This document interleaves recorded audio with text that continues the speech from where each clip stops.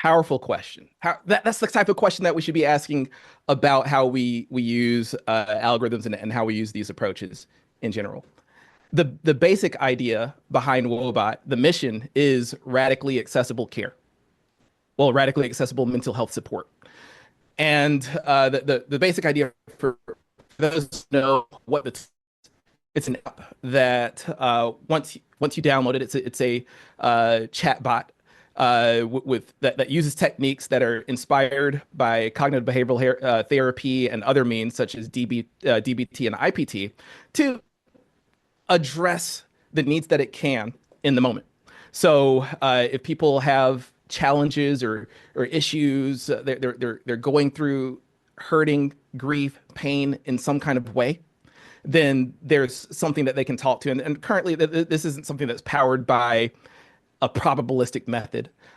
We have content teams, clinical leadership that have collaborated together to say that given these scenarios, given what people are presenting with, here is the type of psychoeducation content or help in the moment that we want to offer. So that's the phase that we're in right now. And like some of the things, some of the considerations that we're focused on are taking mental health support and addressing it in a way that is accessible to people that don't have a huge amount of education in psychology and back taking all, like, there's all these scientific texts and manuscripts, but Wobot makes it fun and engaging and personal.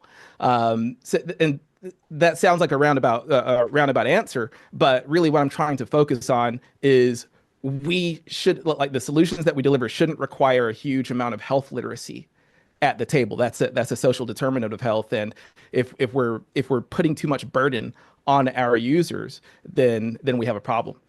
In addition to that, as people have conversations with this tool, we notice that 70+%, 74 to 77% of the conversations happen outside of the hours that they'd be able to speak directly to a clinician. And in those conversations, overall, just with broad analysis over those conversations, we see a lot of issues around relationships and financial concerns and things like that, all kinds of things that are related to things around social determinants of health. So as you open up the door to conversations that otherwise never would have happened, you're learning things about your patient base potentially that you otherwise wouldn't have known.